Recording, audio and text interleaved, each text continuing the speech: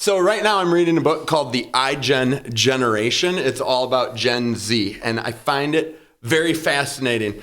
Some of you are on the cusp of Gen Z who watch these videos. It puts you about 24 years old. If you're 25, you're a millennial. 24, you're Gen Z. You're really in the middle. You grab hold of what you like of each.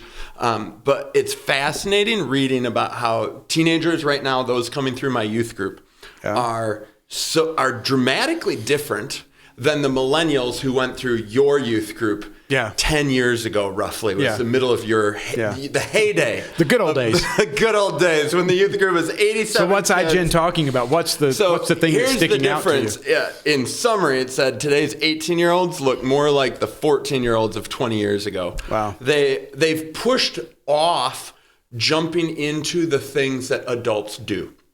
On the plus side, they're having less sex, they're drinking less, they're doing drugs a little bit less. The negative things that we think of, they're doing less. However, that also means they're going out and socializing without their parents being with them less often. Typically, if 16-year-olds go to the mall, a parent drove them there because they also are pushing off getting their driver's license. They're not getting that till they're 18. And when I was 14, I was pushing my dad to take me to the DMV to get my permit as quickly as possible. Yeah. They're pushing off getting their first job. Parents aren't typically giving allowances, so they're not managing money themselves. Yeah. And so childhood has been extended a little longer.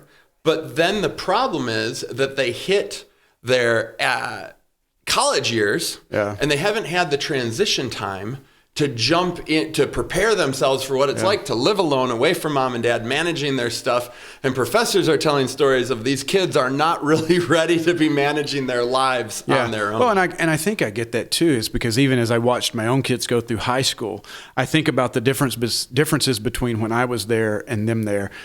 I feel like my memory, I'm, late 40s, and so my memory may not be as great as it once was. However, when I was in class, and took tests and did homework, we had one shot, and you got a grade, and that was it. And when my kids went through high school, it was constant, you can take it again, and you can take it again until you get the grade you want. And of course, it just drove me nuts. I'm thinking, how does anybody not have a 4.0 in high school when you can redo everything, which really does not prepare you for college, because college is not going to be like that, I don't think. No. Well, the author of the book's like, college professors are going to have to learn to adjust their curriculum because these kids are really struggling. They're reading less. Yeah. They're saying, I don't like reading. I'm just not reading the textbook. Wow. Can you put it in video? It's fascinating. To turn this, we're pastors. Yeah. People in their spiritual lives used to sign up for Bible studies. They used to sign up to take that class, say, I want to read that book. I want to do that study. I want to learn these things. And we do not see that.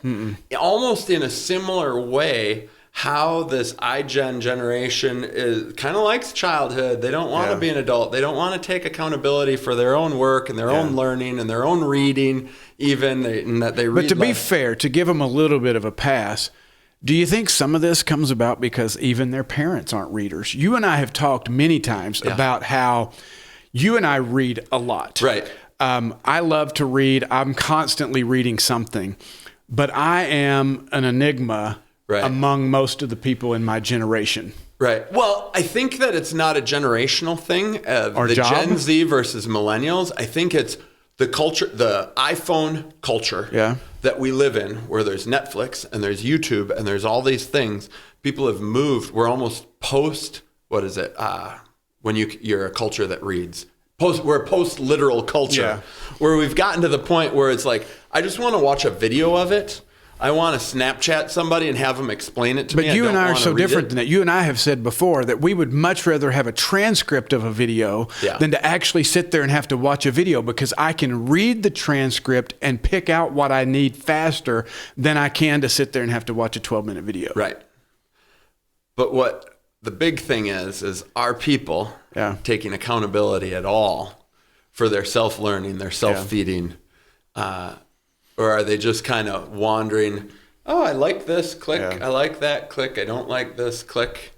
And what does that mean for people at the spiritual level? Yeah. Are we doing that, or have we fallen into the lull and the comfort of all the saturation of media all around us, to the point of spiritually we have become as lazy as this iGen generation, the Gen Z, that we're like, oh, they're still acting like kids. And it's like spiritually we're acting like infants the same because we're just distracted, really.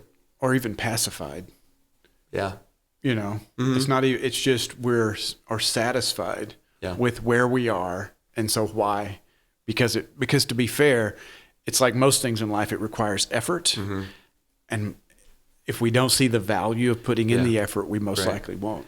And here's the real question, though, is all this technology around us, all this social media, all this input, is it actually satisfying?